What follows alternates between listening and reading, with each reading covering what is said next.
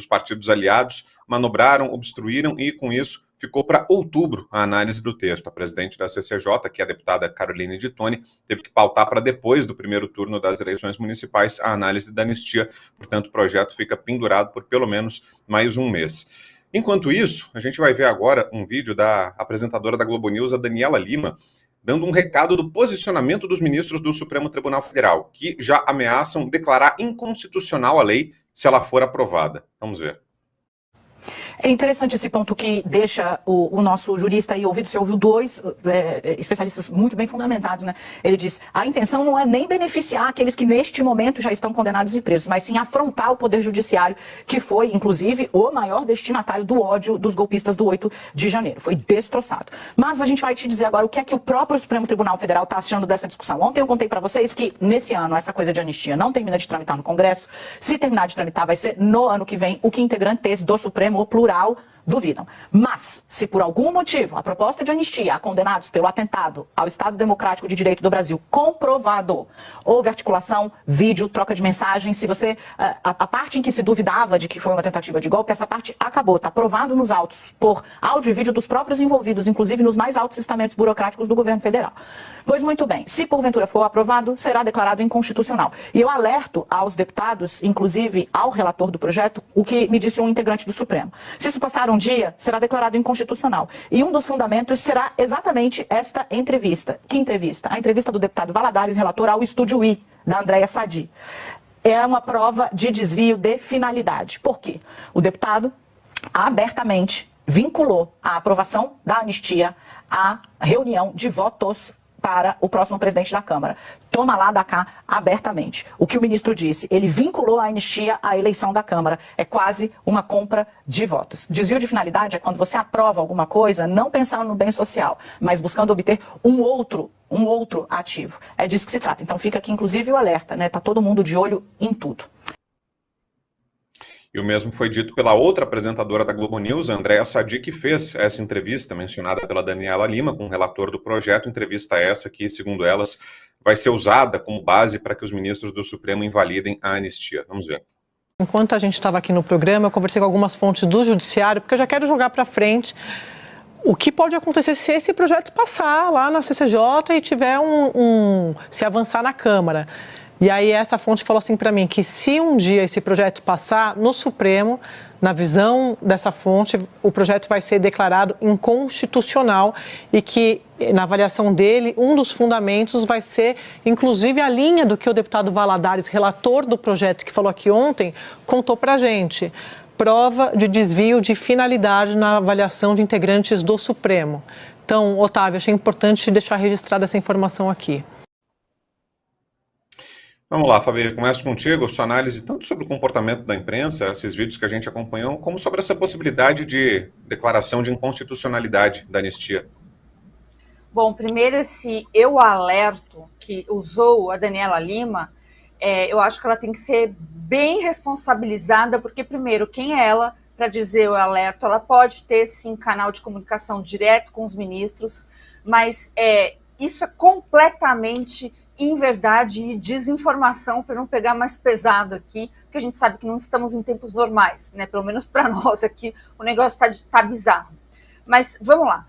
Essa CCJ, eu até vi que o presidente Bolsonaro teve que ligar para o Deltan Dallagnol, que fez uma live que entrou o Marcel Van Hatten, a Carol de Toni e o Valadares, dizendo o seguinte, que não tem esse projeto de anistia, olha o cuidado do presidente Bolsonaro, esse projeto de anistia não tem nada a ver com ele, não está se pensando nele. Né? O pedido do presidente Bolsonaro, ele pediu para o Deltan esclarecer, ele falou, Deltan, você esclareça isso, porque rolou aquela fofoca de que estava rolando um acordão. E aí isso na CCJ, quem está utilizando, e talvez realmente tenha um desvio de finalidade, se chama Arthur Lira.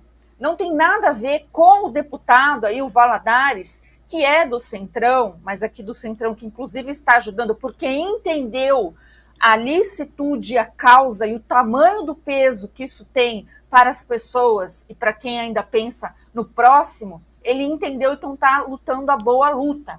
O que foi falado isso é fato. O Arthur Lira, quando percebeu que ele ia perder esta pauta para ele negociar o futuro, né, da presidência da Câmara, olha, gente, olha a que ponto nós estamos chegando no Brasil. Ele fez, então, começou, né, a ordem do dia no plenário da Câmara, e aí, com isso, acabou tirando, né, toda aquela força que tinha e não conseguiram votar.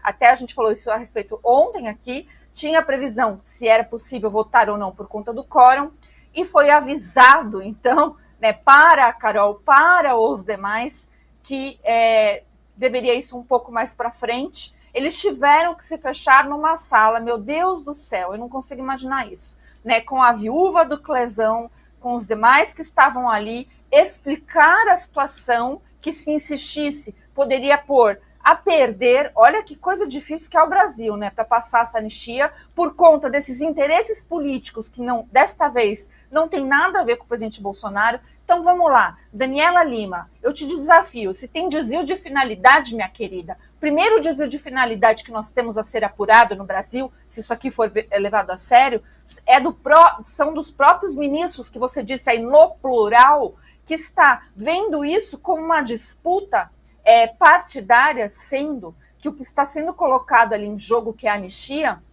é justamente para ter autonomia do poder legislativo novamente. Isso não pertence ao judiciário, tá? Isso não pertence. Então, declarar inconstitucional algo que está previsto na Constituição é um pouco bizarro, mas a gente sabe, né, que realmente você tem fontes e essas fontes estão incomodadas. Então, é isso que está acontecendo. Está tendo uma acomodação de poder, está sendo utilizado o nome de pessoas que nem estão na briga política no momento, como, por exemplo, do presidente Bolsonaro, e nós estamos vendo essa várzea. Isso, para mim, é várzea. Então, quanto mais a gente se aprofunda nesse tema, mais fica expostos essa quantidade de gente que só pensa em si mesmo e que faz de tudo pelo poder. Então, aqui eu deixo assim, registrado o meu total desprezo por essa conduta do Arthur Lira, que está pensando em jogar essa pauta de anistia em favor dele próprio e a sua própria permanência aí de fazer a sucessão na Câmara. Isso é muito pequeno, isso é muito pouco. Enquanto isso, a gente continua censurado e essas pessoas continuam presas.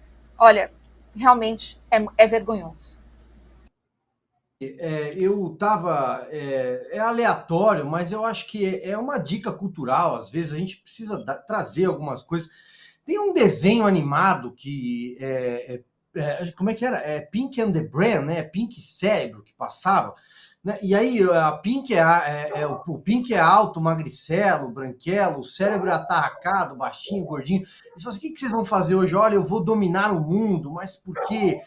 Porque eu falei com não sei quem aqui e tal. Não sei, eu me lembrei desse desenho hoje, aleatoriamente, assim, dois personagens que conversam com várias... e criam uma tese maluca e por aí vai. Me lembrei desse desenho, Pink Cérebro. Brown, olha só. Em relação à Comissão de Constituição e Justiça na Câmara dos Deputados, o PL 2858, ele vai andar. É um PL de autoria lá atrás, deputado Major Vitor Hugo, do PL de Goiás, ex-deputado. Esse PL é relatado pelo Rodrigo Valadares. O Rodrigo Valadares fez andar, tem um parecer positivo. Tem outros 6 projetos apensados, essa palavra feia, né? A gente falou já sobre isso, que é pendurado, que prevê perdão a multas, perdão anteriores ao 8 de janeiro. Nós tivemos uma sessão hoje na CCJ muito emblemática, marcada pela presença da viúva do Clezão. Ela carregava um cartaz, estava ao lado da filha de 23 anos, e carregava um cartaz Justiça por Clezão, enquanto falava o deputado namorado da Fátima Bernardes, o Túlio Gadelha, falava em golpe, essas teorias estapafúrdias que Pink e Cérebro defenderiam hoje, se tivessem numa emissora de televisão, no rádio, em páginas de jornais e por aí vai. E foi uma sessão emblemática. Decidiram deixar para depois da eleição, por um motivo muito simples. É moeda de troca do Arthur Lira. O Arthur Lira quer o Hugo Mota, presidente da Câmara dos Deputados, mas precisa dos 92 votos da bancada do PL, que tem a anistia como bandeira, e tem também os 2 blocões, que juntos formam 308 votos. são blocos que têm uma sopa de letrinhas, mas, sobretudo, bancadas robustas, como a do União Brasil, a do PSD do Kassab, a bancada do PP, e ali também tem possíveis candidatos à presidência da Câmara. Então, o Arthur Lira está empurrando um pouquinho para o final do ano, ele sabe que essa bandeira da anistia precisa passar pelo plenário, vai passar pela CCJ, vai passar pelo plenário, e a maioria simples, não é PEC, não precisa de quórum qualificado, ou seja, maioria de plenário dos presentes passa e aí vira problema do Senado. Então, a anistia é uma realidade, goste quem gostar, estejam eles aqui, no desenho animado, em qualquer lugar do planeta. Próxima pauta, falando dos réus do 8 de janeiro, da possibilidade de anistia aí que entra no radar com esse cenário que o Silvio narrou para a gente. A Débora, o caso da Débora teve uma novidade, a PGR analisou um recurso que pedia a soltura dela, da Débora, e esse recurso foi rejeitado. A PGR, pelo menos, se manifestou contra o pedido, a decisão ainda cabe à Justiça, né, mas é o posicionamento do Ministério Público. O Ministério Público, na figura da PGR, se manifestou contra a soltura da Débora, que é a autora da pichação Perdeu Mané. Pode colocar a foto, Cláudio, com a notícia da decisão da PGR, do parecer da PGR. A Débora foi presa no 8 de janeiro, autora dessa frase que eu mencionei, e no parecer negando o pedido, o Procurador-Geral da República, Paulo Gonet, disse que a defesa da Débora não conseguiu apresentar fatos novos. Então, segue mantida a prisão dela. Parece que a única esperança é mesmo a anistia, né, Constantino? Pois é, né? E eu não gosto da palavra anistia porque presume que cometeu um crime. Agora, escrever com um batom uma frase que quem foi o autor da frase devia estar preso, porque confessou um crime, né? Devia ser um árbitro imparcial e diz: nós derrotamos Bolsonaro, perdeu Mané numa mola. Esse foi o contexto, né?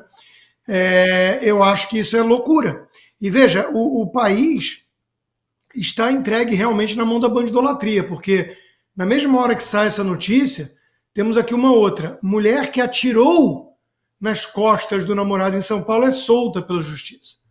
Então, assim, o recado que a justiça brasileira dá é: use munição, chumbo, bala, não use um batom como arma, porque senão você pode se dar mal, né? É uma loucura. Agora, anistia não é a melhor palavra porque não houve crime, não houve golpe, viu, Daniela Lima? Não houve nenhuma tentativa de golpe. Mas é o caminho necessário para tentar pacificar o país, não com um acordão para não ter o impeachment do Moraes. Mas vamos lá, né? Globo News. São garotas de recado do STF. E se vangloriam disso. Desvio de finalidade foi o recadinho que ela deu, né? Para já dar a justificativa, antes mesmo de qualquer coisa.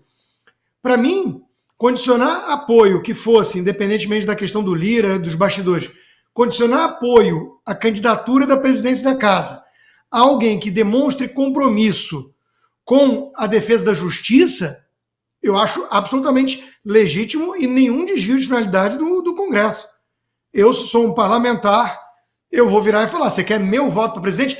O que você pensa sobre os abusos de poder do Alexandre de Moraes? É uma pergunta que vai estar na boca de todo eleitor nas eleições. Já está, até para prefeito, que não tem nada que possa fazer.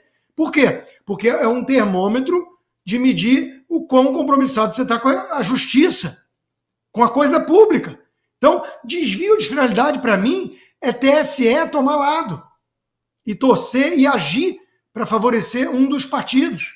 Para mim, desvio de finalidade é ministro do Supremo ir ao Congresso praticar ingerência em outro poder para tentar barrar uma PEC do voto impresso. Para mim, desvio de finalidade, claramente, é um ministro que se vangloria de ter derrotado um dos lados. Nós derrotamos o bolsonarismo num convescote da UNE, de comunistas, o mesmo do Perdeu Mané. Isso é desvio de finalidade, né? Agora, Daniela Lima, arrogante, dando recadinho, dando alerta e afirmando: houve golpe. Não houve. Sabe quem diz que não houve? Além de todo mundo ter um mínimo de bom senso e que sabe que tia do Zap com Bíblia e algodão doce não comete golpe de Estado sem arma, quem sabe disso é o ministro da Defesa do Lula. Quem sabe disso, ainda que com um sotaque lusitano, é o Gilmar Mendes. Não houve golpe. Mas a Daniela Lima, do alto da sua arrogância, somada à ignorância jurídica, ou seja, à sua estupidez, ela afirma esse tipo de coisa. E veja, O STF mandando recado e considerando tudo que ele não gosta inconstitucional e tudo que ele quer como lei, né? Manda fechar logo o Congresso, gente. Para que serve 500 e poucos deputados, 81 senadores, 11 bilhões por ano? Eles deram um golpe perfeito. Deram um golpe perfeito, porque é um circuito fechado. Né? A palavra final de tudo cabe ao STF, que define o que é Constituição, o que é lei, o que é verdade, o que é mentira. Mesmo quando haja o arrepio da lei. Quando rasga a Constituição da qual deveria ser o guardião, deveria protegê-la. É a ditadura absoluta. É o golpe perfeito por meia dúzia de togados corrompidos, colocados lá por um ladrão numa sabatina de uma turma no meio de mensalão e petrolão. Então, de novo, né? A implicância com o meu xará, o relator Rodrigo Valadares, é porque ele humilhou um dos garotos de recado da Globo News, o André Trigueiro. Ele humilhou. Ele virou e falou assim, são fatos e opiniões. Os fatos são esses. Depredação, não sei o quê. Que houve um golpe de Estado é a sua opinião, você tem direito a ela, mas é uma opinião. Agora, se é golpe de Estado depredar, cadê 15 anos de prisão? Vamos lá, né? 1 ano de prisão para a turma do MST, MTST, Black Lives Matter no Brasil, não tem o Black Bloc, Antifa. Cadê a prisão para essa turma toda? Então, meus amigos, nós estamos diante de um cinismo muito grande. E você, Fabi, queria te ouvir também sobre o caso da Débora, esse posicionamento da PGR.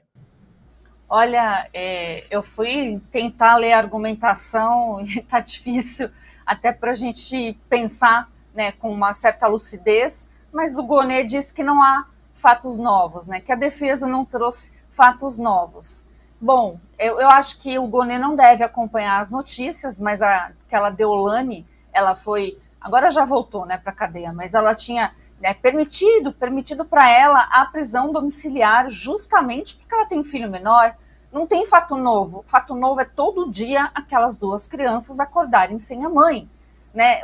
Então, assim, eu não sei qual que o Gonê quer que a defesa aponte, sendo que os fatos antigos, ou os fatos velhos, ou os fatos que são fatos, já está na legislação o bastante para permitir que essa mãe, com seus 2 filhos, vá para casa cuidar desses 2 filhos.